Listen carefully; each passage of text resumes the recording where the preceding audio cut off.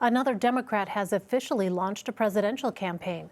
Senator Kirsten Gillibrand announced her formal bid Sunday. Gillibrand created an exploratory committee in January and had been out on the campaign trail ever since.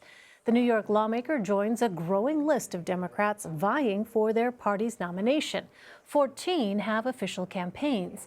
More than a handful are still weighing whether to run, including former Vice President Joe Biden, who is expected to announce his plan next month. CBSN political contributor Sean Sullivan joins me now. He's a reporter for The Washington Post. All right, Sean, Senator Gillibrand has been out on the campaign trail for months. What sets her apart from other 2020 contenders? Well, it's interesting. When you look at this field, you have a lot of senators running. Senator Gillibrand is obviously one of them. And so far, it's been difficult for her to sort of stand out in this field, to gain a lot of traction. She's been out. She's been campaigning for a few months, and she's campaigning as sort of one of the more liberal candidates in this field. But one of the challenges for Senator Gillibrand is her past record. And when she was a member of the House and not the Senate, and she represented more of a swing district, she had a more moderate record on guns and other issues that mean a lot to Democratic primary voters. So right now in this really, really crowded field, she's trying to find a way to sort of break out from the pack, to sort of distinguish herself. Right now it looks like she's appealing a lot to suburban women, suburban moms, working moms. But so far, when you look at these early polls, she has not gained a lot of traction. Again, it's early, and a lot of these candidates could have a breakout point at any point in the next few months, Elaine. But right now, when we look at Gillibrand's campaign, just has not really gotten a lot of traction so far. So Senator Gillibrand will deliver her first speech as a presidential candidate next weekend, and the event, interestingly, will be held in front of one of President Trump's New York properties. Now, some candidates, as you know, have said they do not want to focus on the president, but what can we expect from Senator Gillibrand?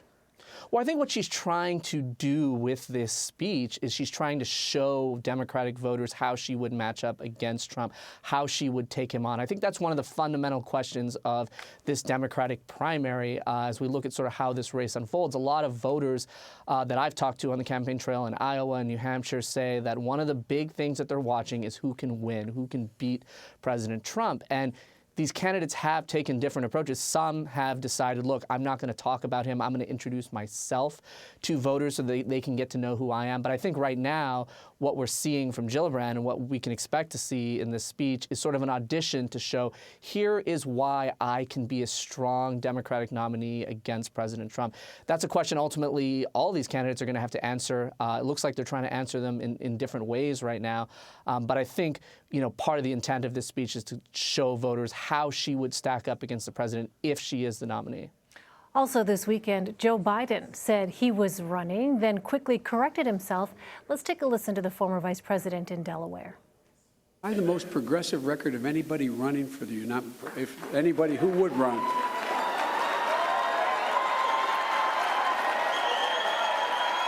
I didn't mean.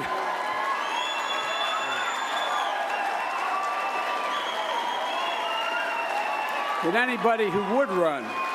Whoopsie. All right. So, Sean, how is all this buildup playing into Joe Biden's likely eventual campaign? Well, Democrats across the political spectrum, including allies of Joe Biden, right now at this point in time really are expecting him to run. And we see it in his public comments. We see it in sort of the moves that he appears to be making in terms of preparing for this campaign. Now, nothing's final until he actually says the words, but every Democrat I've talked to seems to be very, very optimistic that he will run. And when he does, if he does enter this race, it really does sort of shake up the field. You have somebody who is very, very well known in Joe Biden. You have somebody who has a very direct tie to the last Democratic president, Barack Obama, and can be expected to sort of underscore his link to Obama. But with Biden, we talked about Gillibrand a few minutes ago. He is somebody who also has elements of his past record on crime, on foreign policy, on other things that may not play well with the liberal base, that liberals might have concerns about, that they might think he's too moderate for them right now. So it certainly would shake up this field in a big way, but there are significant challenges that Joe Biden would face if he enters this race. Meantime, some staff members on Senator Bernie Sanders' presidential campaign are unionizing. And Sean, I know you've reported on this. How could this be a strategic move on the part of the campaign? Well, when you look, Elaine, at some of the messages that these campaigns have been trying to underscore, a big part of a lot of them, including Bernie Sanders, is supporting working class voters, is supporting workers. And so when you have something like this, which appears to be the first instance in which a modern presidential campaign is actually unionized, it could signal to Democratic voters, look, we're actually practicing what we preach here. When we talk about supporting workers, when we talk about supporting labor unions, we're actually doing it. So it'll be interesting to see if other campaigns start to do this as well. You know, there are many, many campaigns who are out there talking about unions, talking about organized labor. And so this could be a signal politically that the Sanders campaign is trying to send to Democratic voters saying, you know, we're not just talking about this stuff, but we're actually trying to put it into practice. At the same time, Sanders is dealing with backlash over how his 2016 campaign handled allegations of sexual misconduct. Did unionizing have any connection at all to those claims? Yeah, that's an interesting question. I asked the union official about that because Senator Sanders is still facing questions now about how some of his staff on his 2016 campaign handled allegations of sexual misconduct. There's a lot of people who are not happy with the way that his staff handled those allegations. The union official I asked said this did not have anything to do with that. But if there are future instances, having a union system, having an organized labor system could make the process easier for someone to raise a complaint. It could actually establish a very, very specific process for bringing those complaints forward. So, you know, that's something that I think a lot of people are thinking about. But again, the union official I said, the union official I talked to said that that had nothing to do with it. All right, we've been talking about Democrats. However, a former Republican presidential candidate says the president should be challenged in a primary. Here's Jeb Bush on CNN Saturday.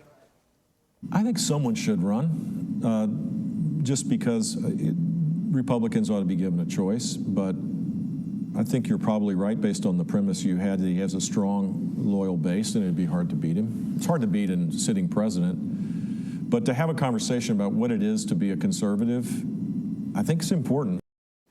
So, Sean, are there any candidates out there who can seriously challenge President Trump right now? Well, when you look at President Trump's standing among Republican voters across the board right now, it is very, very strong. And a lot of Republicans I talked to, including those who don't like President Trump, acknowledge it would be very, very difficult to beat him. That said, one name to keep an eye on is Larry Hogan, the governor of Maryland, who's fresh off re-election in a blue state. He is somebody who has not been shy about criticizing President Trump, and he's actually already traveling through the early states. I caught up with him in Iowa a couple of weeks ago, where he was for a National Governors Association meeting. And he said he hadn't ruled out running against Trump, but he wasn't really in any rush. He was sort of looking at how the landscape would play out. You know, there's a lot of questions surrounding Trump. Is he going to face a huge revelation out of the Mueller report? Are Democrats going to try to perhaps move forward with impeachment, even though Speaker Pelosi says that's not an option she's seriously considering? And what does President Trump's standing look like 3 months, 6 months, 9 months down the road? And Larry Hogan is really watching that. But right now in the party, Republicans by and large really, really support the president. And if someone were to come forward today and announce their campaign against him, at least at this point, it doesn't look like they would get a lot of traction. So President Trump issued the first veto of his presidency last week. It came after Congress rebuked his decision to declare a national emergency at the southern border. Are there Republican senators who did vote with the president who Democrats may target in 2020? Well, this was a pretty striking show of resistance against the president. When you look at how Republican senators have generally aligned themselves with him, you had a number of them say, look, we're not going to stand with the president on this vote. We are going to rebuke him when it comes to a national emergency. But notably, there were some Republicans who looked like maybe they were going to vote against the president, who ultimately ended up siding with him. One of them is Tom Tillis, who is up for re-election in 2020. He's running in a swing state in North Carolina. This is a state where Democrats are hoping they might be able to flip.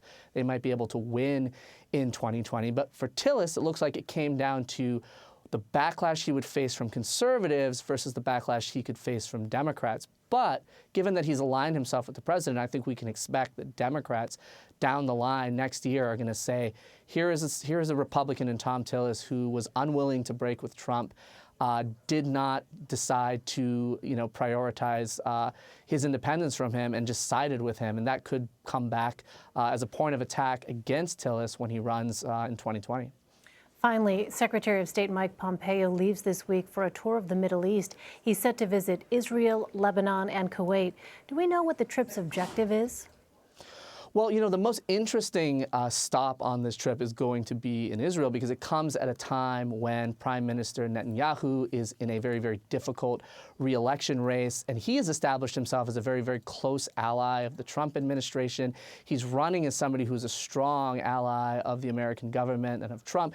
It will be interesting to see how Secretary Pompeo sort of talks about the Israeli government when he's there. Does he offer support to Netanyahu? Does he offer words of praise? This is the kind of thing that, you know, from the other side, the Netanyahu campaign would like to see as they sort of run for re-election. It's going to be a challenging race for the prime minister.